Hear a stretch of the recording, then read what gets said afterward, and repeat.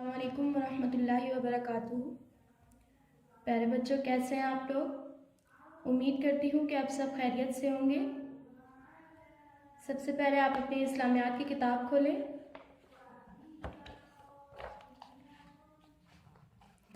बच्चों, हमने इस किताब में सबसे पहले सबक नंबर 1 पढ़ा था।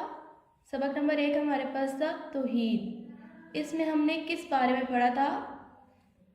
इस सबक में हमने पढ़ा था अल्लाह ताला के बारे में। तौहीद यानी कि अल्लाह ताला एक है, वो अपनी ज़ात और सिफात में अकेला है। तो आइए हम अपना आज का सबक शुरू करते हैं। सबक नंबर 2 है हमारे पास रिसालत। आइए सबक का बाकायदा आगाज़ करते हैं। औज़ु बिल्लाहि मिनश शैतानिर रजीम, बिस्मिल्लाहिर्रहमानिर्रहीम। प्यारे बच्चों, क्या आप में से मुझे कोई बच्चा ये बता सकता है कि सबसे पहले नबी कौन से थे? चले मैं ही आपको बताती हूँ। हमारे सबसे पहले नबी हज़रत आदम अलैहिस्सलाम हैं, जिनसे नबूवत का सिलसिला शुरू हुआ।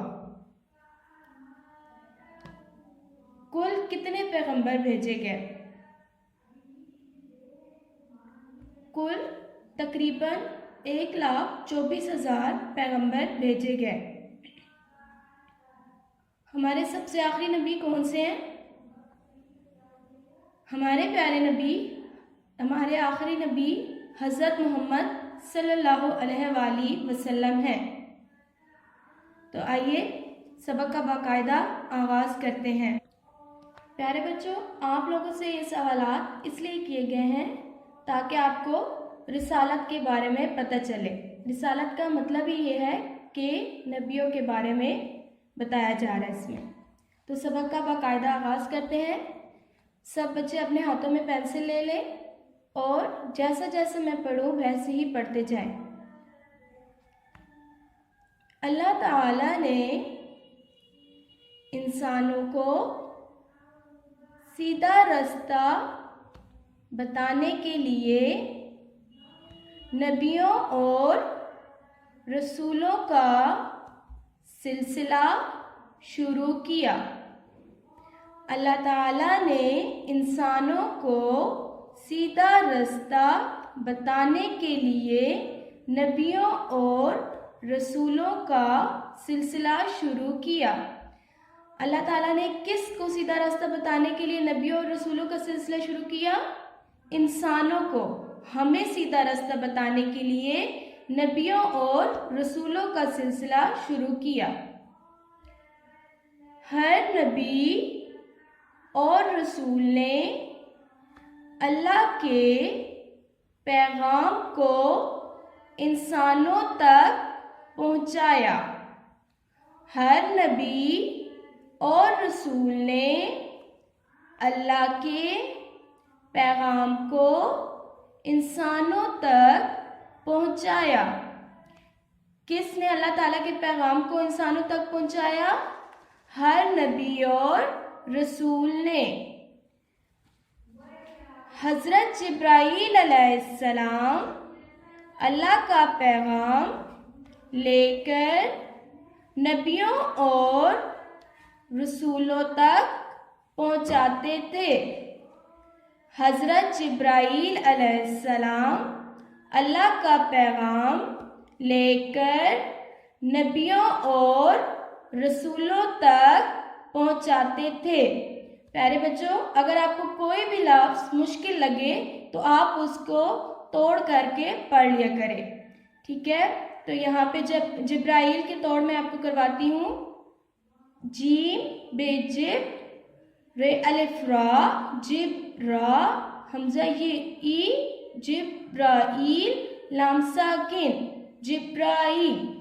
हज़रत जिब्राईल, जीम बेजिब, रे अलिफ रा, जिब रा, हमजा ये ई, जिब्राईल, हमजा ये ई, लाम साकिन, ई, जिब्राईल। हज़रत जिब्राईल अल्लाह का पैगाम लेकर नबियों और रसूलों तक पहुंचाते थे। کون سے نبی جو تھے وہ؟ حضرت جبرائیل علیہ السلام اللہ کا پیغام لے کر نبیوں اور رسولوں تک پہنچاتے تھے۔ حضرت جبرائیل علیہ السلام اللہ کا پیغام لے کر نبیوں اور رسولوں تک پہنچاتے تھے۔ حضرت جبرائیل اللہ کا پیغام لے کر نبیوں اور رسولوں تک، ٹھیک ہے، انسانوں تک نہیں، نبیوں اور رسولوں تک۔ تو اس کا کیا مطلب ہوا کہ حضرت جبرائیل علیہ السلام ایک فرشتے تھے، ٹھیک ہے۔ وہی اللہ کی طرف سے نبیوں اور رسولوں کی جانب پوشیدہ پیغام کو کہتے ہیں۔ وہی اللہ کی طرف سے نبیوں اور رسولوں کی جانب پوشیدہ پیغام کو کہتے ہیں۔ وہی کیا ہوتی ہے؟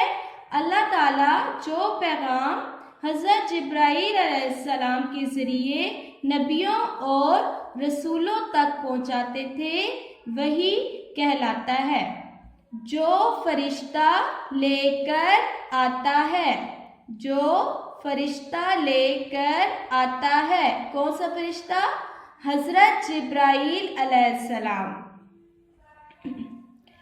آگے دیکھیں، حضرت آدم علیہ السلام سے لے کر ہمارے پیارے نبی محمد صلی اللہ علیہ وآلہ وسلم تک نبی اور رسول آتے رہے، ٹھیک ہے۔ آپ لوگوں سے میں نے سبق شروع کرنے سے پہلے سوال کیا تھا کہ سب سے پہلے نبی کون تھے؟ تو سب سے پہلے نبی حضرت آدم علیہ السلام تھے، ٹھیک ہے۔ اور سب سے آخری نبی کون سے تھے؟ ہمارے پیارے نبی حضرت محمد صلی اللہ علیہ وآلہ وسلم، ٹھیک ہے۔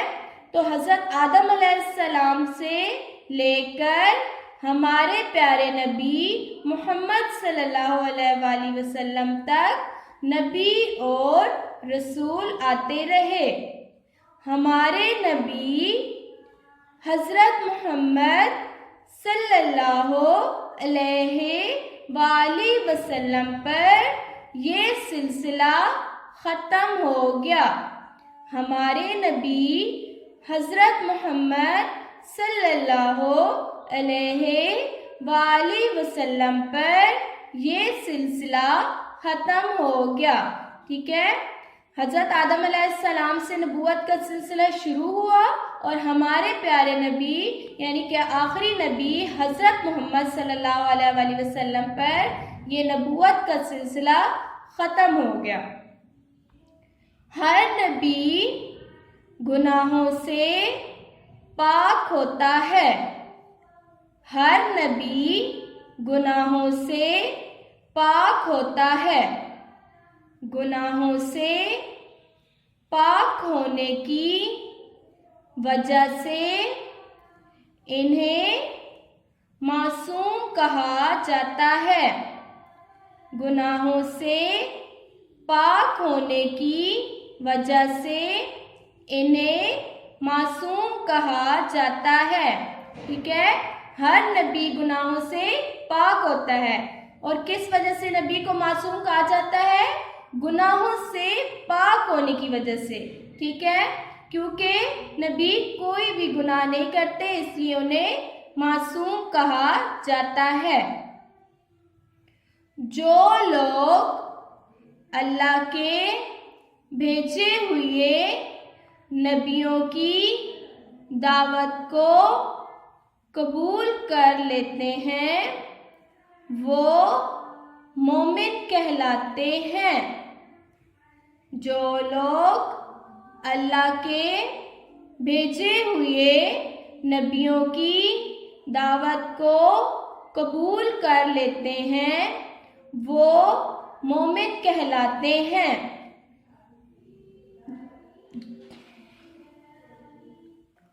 اور جو اس دعوت کا انکار کر کے اس کے مخالف بن جاتے ہیں وہ کافر کہلاتے ہیں۔ تو بچوں مومن اور کافر میں کیا فرق ہے؟ جو لوگ اللہ کے بھیجے ہوئے نبیوں کی دعوت کو قبول کر لیتے ہیں وہ مومن کہلاتے ہیں. جو دعوت کو قبول کرتے ہیں وہ کیا کہلاتے ہیں؟ مومن. اور جو لوگ اللہ تعالیٰ کے بھیجے ہوئے نبیوں کی دعوت کا انکار کرتے ہیں وہ کافر کہلاتے ہیں. ٹھیک ہے، جو اس دعوت کو قبول کرتے ہیں وہ مومن کہلاتے ہیں اور جو اس دعوت کا انکار کرتے ہیں وہ کافر کہلاتے ہیں. جیسا کہ فرعون نے حضرت موسیٰ علیہ السلام کا انکار کیا تھا اور نمرود نے حضرت ابراہیم علیہ السلام کا انکار کیا تھا. ٹھیک ہے، فرعون اور نمرود نے اللہ تعالیٰ کے پیغام کا انکار کیا تھا. ٹھیک ہے، فرعون اور نمرود دونوں کیا تھے؟ کافر تھے.